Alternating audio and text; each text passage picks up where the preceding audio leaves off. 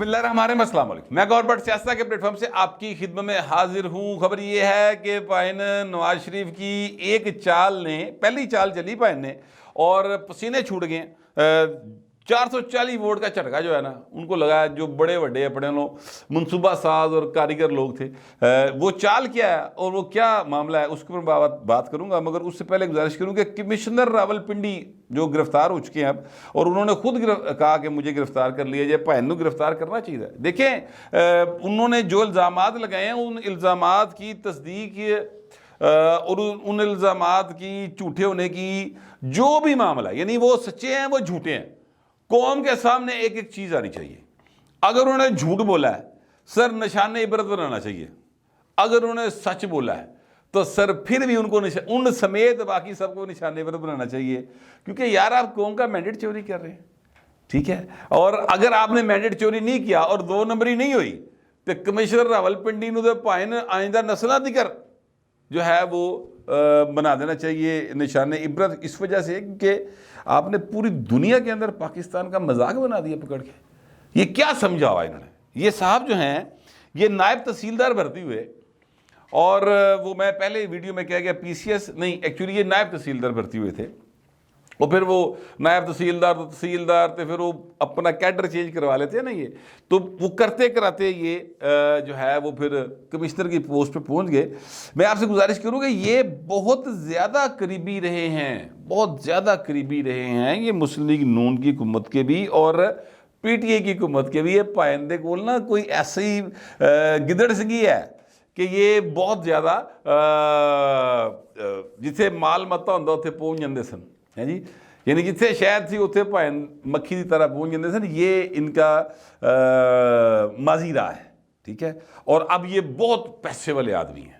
मैं आपको उस हाउसिंग सोसाइटी का नाम नहीं ले सकता, लेकिन मैंने आपको बताया कि इनके साहबजादे अमार जो हैं वो एक बहुत बड़ी लाहौर के करीब हाउसिंग सोसाइटी है, जिन्होंने बेतहाशा ज़मीना पर कब्जा कर करके ना अन्नी पाई है। ये सब उस सारे काम में इकमिक, और फिर उसके बाद ये भी बहुत अरबपति हो गए।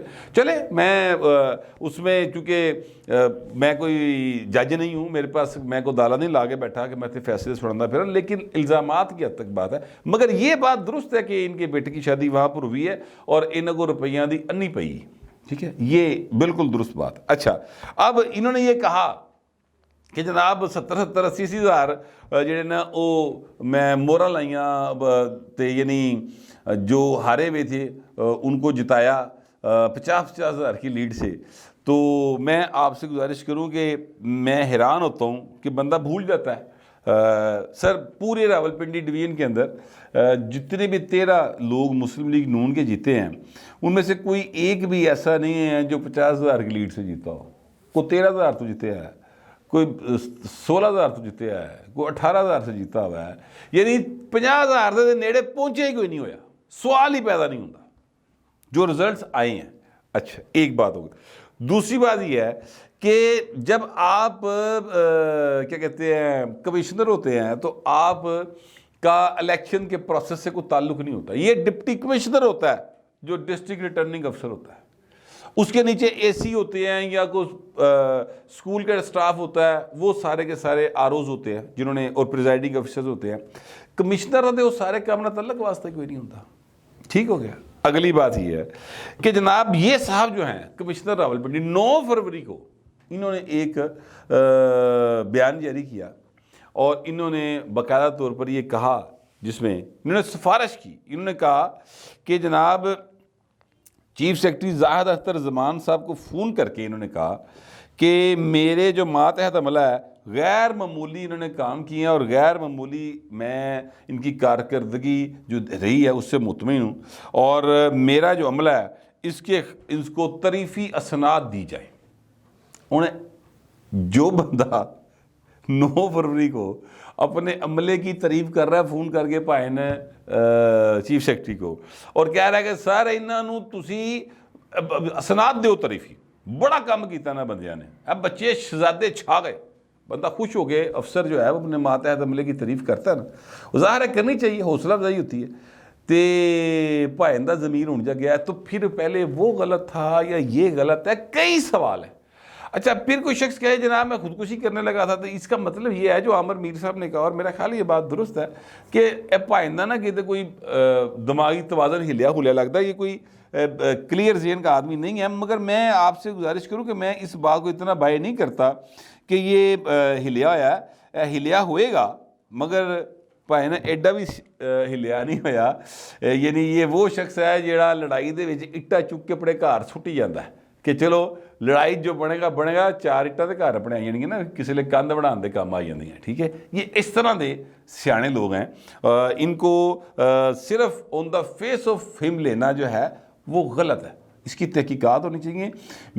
मेरा ये ख्याल है, मुझे यानी मैं ये समझता हूँ कि जितने बड़े उन्होंने इल्ज़ामात लगाए हैं उसके बाद फौरी तौर पर जो समात है वो होनी चाहिए।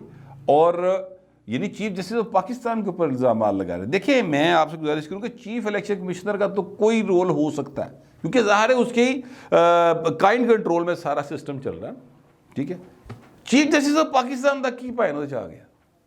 ये चीफ जस्टिस ऑफ पाकिस्तान को जब ये इन्वॉल्व कर रहे हैं, इसका मतलब है कि देयर इज समथिंग फिशी, यानी कोई इसके पीछे पॉलिटिकल मोटिव है। ये कहें कि जनाब जो रावलपिंडी का RPO है उन्हें सारा काम किया है, तो कोई बंदा कहता है चली यार चूंकि उत्थे पुलिस उन्हें खिला रही सी, हो सकता उन्हें कुछ किया हो।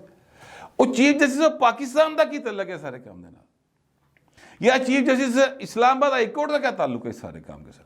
वो तो इस काम में किसी जगह पे भी नहीं। ये बातें जो है ना, ये इतनी आसानी से हजम होने वाली नहीं है।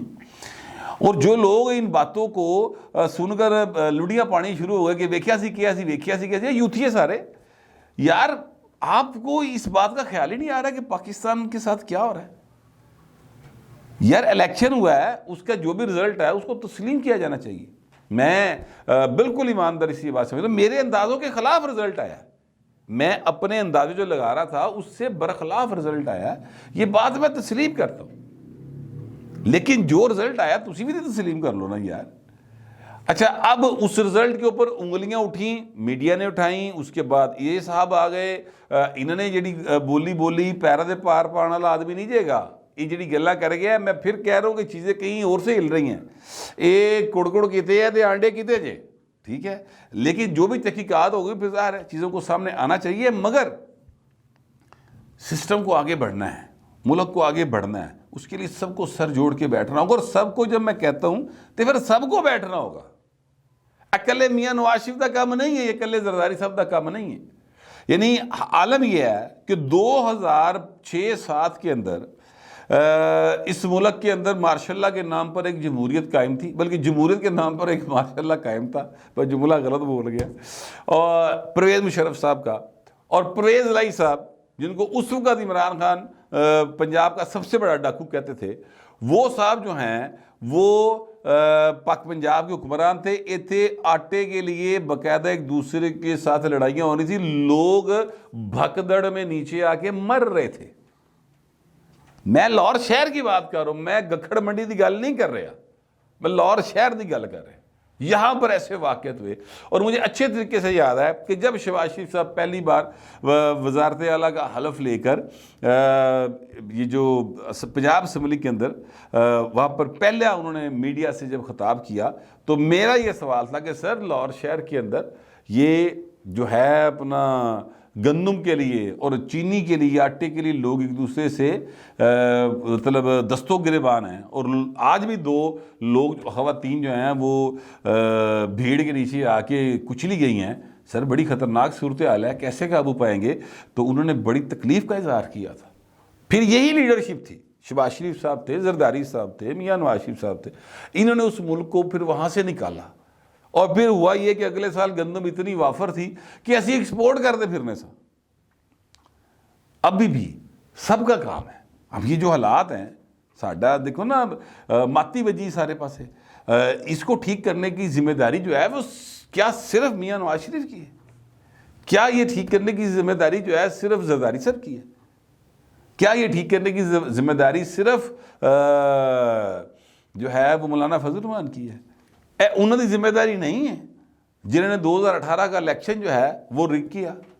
और यहाँ पर इमरान खान की सूरत में एक अजाब मुसल्लत किया, जिसके नतीजे में अब तक जो कुछ आप देख रहे हैं सारा उस वक्त तक कीता करा है। 2014 के अंदर बाकायदा तौर पे यहाँ पर कब्रें खोदी जा रही थी इस्लामाबाद में सर, और कौन खोद रहा सी, याद करें। उधर से सी पैक आ रहा था, इधर कब्रें खोदी जा रही सन। चीनी सदर आ रहा सी, इमरान खान कह रहे सी नहीं गंदियां छलवारा लटकावांगा मैं। सुप्रीम कोर्ट के बाहर, पार्लियामेंट के बाहर कब्रें खोद रहे थे, याद कीजिए। तो ये ड्रामा कब तक चलेगा भाई? किसी तरह तो आए ना यार, चीज़ों को ठीक करना चाहिए। अब मियां नवाज शरीफ साहब ने जो चाल चली है वो उन्होंने थोड़ी सी मेरे ख्याल में लेट चली है। ये उनको पहले दिन करना चाहिए था। विक्ट्री स्पीच में वो कहते हैं कि सर हमें जिम्मेदारी मिली है, अवाम ने हमें कहा है कि भाई तुसी पंजाब ही ठीक हो, तुसी वफाक ही ठीक नहीं हो, सिंगल लार्जेस्ट पार्टी हम बन गए हैं, ठीक है, लेकिन हमसे ज़्यादा आज़ाद हैं, पीटीआई बैक्ड आज़ाद जो है। तो सर जिनको वफाक में मिला है वो वफाक में बना लें, जिनको पंजाब में मिला वो पंजाब में बना लेते हैं। असी पंजाब च बनाने, अगर ऊपर नहीं बनेगी फिर असीं देख लांगे, लेकिन फिलहाल सानू पंजाब च काम करन दिओ। भाजी सारा कुछ ठीक हो जाना सी, लेकिन नहीं हुआ ना। उन्होंने कहा कि नहीं हम आगे चलेंगे, बढ़ेंगे। फिर कभी मौलाना फजल रहमान लो इंज करके खब्बी सजी में जड़ी शुरू हो गई, कभी जनाब इमरान खान को अजीबो रिलीफ मिलने शुरू हो गए, कभी जो है वो अब कल जो सारा दाढ़ी टोपी ड्रामा चलता रहा, आपने देखा होगा मेरिट के अंदर क्या वो एक नौटंकी चल रही थी, मुसलसल चल रही थी, जिस किस्म की गुफ्तगू हो रही थी, ठीक है। वहाँ पर उस गुफ्तगू में वो लगे हुए थे बैठकर। उनके सर क्लेम करते हैं कि 92-93 हमारे MNS जीते हैं। टोटल जो हैं वो 35 लोग थे वहाँ पे MNS जो आए हुए थे टोटल, बाकी कितने गए आप सर? भाई पीटीआई के बैक्ड है ना, किधर है वो? कोई भी नहीं आए हुए थे। 35 नहीं है, चलो 40 होंगे मैक्सिमम, वो वहाँ पर ही थे। तो अब मेरी गुजारिश ये है कि जनाब मियां नवाज शरीफ को कल इजलास हुआ तो मियां नवाज शरीफ ने कहा कि भाजी ये हालात है, अब आप लोग बता दें। तो सारे ने कहा कि भाजी सानू पंजाब में मिला है मैंडेट, मियां साहब कोई लोड़ नहीं वफाक में हुकूमत बनाने की, हम पंजाब के अंदर ही अपनी हुकूमत बनाएंगे, और वफाक में जिसका जो शौक है, जिसको मैंडेट मिला है वो भाजी बना लो। मुस्लिम लीग नून नहीं बनाती, इमरान खान और पीपल्स पार्टी मिलकर बना लें, हमें कोई इतराज़ नहीं, बनाओ अपना वज़ीर आज़म बनाओ और चलाओ मुल्क को, आपको मैंडेट मिला है, बात दुरुस्त है, ठीक है। लेकिन मैं आपको अपनी जो एक फील है वो मैं आपको बताने लगा कि ये एक गुगली कराई है मियां नवाज शरीफ ने, हल्की सी ना, एवं होंदा नहीं बंदा ज़रा थोड़ा जा उंगल घुमा के बोल छुटदा, और उंगल घुमा के उन्हें बोल छुट्टी है तो भाई पसीने छुट गए ने कि वो ऐ की हो गया, ऐ की हो गया। क्यों? इसलिए क्योंकि इस बात का सबको अंदाज़ा है कि अगर मुस्लिम लीग नून को मेन स्ट्रीम में ना रखा गया, सारे stakeholders political mainstream में ना आए, चीज़ें कंट्रोल में नहीं आएंगी। तो उसके लिए सबको मिलके चलना होगा। मेरा ये ज़ाती ख्याल ये है कि मियाँ साहब की ये जो गुगली है ये काफ़ी कारगर साबित होगी और चीज़ें अब बेहतरी की तरफ जाएंगी। मुझे अभी भी ये लगता है कि शहबाज शरीफ ही वज़ीर आज़म होंगे और पीपल्स पार्टी वजारता भी लेगी, नाल बैठेगी। पीपल्स पार्टी ने नखरे खुरे किए हैं ना कि नहीं नहीं हमने नहीं वजारतें लेनी। बाबा आप नहीं लेनी केली केड़ी गल है, ਤੁਹਾਡੇ बंदे पेंट कोट सवा के बैठे, वेस्कटा सवा के बैठे, ठीक है। मैं बहुत सारे लोगों को जान तो जो वो ही नहीं छड़ रहे कि सर जी सानू भी आते जाते और जेड़ी गेड़ी लगती है समझते हमारे सरदार साहब बैठे सलूट मारते दूरों ही, ये हालात हुए पे उत्थे, ठीक है। तो चीज़ें जो हैं वो काफ़ी और तरह की। वैसे मुस्लिम लीग नून वाले पासे भी इंज ही है, तुम दस दवा इतने हरे हुए भी नहीं छड़ते मियाँ साहब का खेड़ा, यानी खेड़ से मुराद है कि जाती उमरे के अंदर जे अंदर ना भी कोई बढ़न दे तो बाहर ही खलोते सलामा मारी जाते हर वड्डी गड्डी नूं कि शायद मियाँ साहब की साड़ी सलाम पहुँच जाए, अच्छा हम भी हैं, ठीक है। तो यह वाले हालात ने, लेकिन थोड़ा सा सबको मिल के चलना होगा। और जो शहबाज शरीफ साहब ने कहा था कि सारे ऑन बोर्ड आएँ, तो सारे ही ऑन बोर्ड आएँ। मियाँ साहब ने वैसे विक्ट्री स्पीच में ये बात की थी, जरदारी साहब ये बात कर चुके हैं। पाकिस्तान की बेहतरी के लिए ज़रूरी है कि सबको एक पेज पर आना होगा, और सबको से मुराद है सबको आना होगा। तो उस तरफ आगे बढ़े। पाकिस्तान के जितने मसाइल हैं बाहरों किसी ने नहीं पैदा किए यार, असी आप ही किए ने। एवं अमरीका के पा छड़ दो, एवं IMF से पा छड़ दो ना, हमने खुद पैदा किए हैं और उन मसाइल का हल भी हमें ही करना है, बाहरों किसी ने नहीं जाना। मैं एक मज़ के मैसेज समझता हूँ, आप पता नहीं कैसा समझते, जैसा भी समझते हैं लिखिएगा ज़रूर, मगर ज़रा तहजीब के साथ। फिल वक्त इतना ही, मिलते अगले व्लॉग।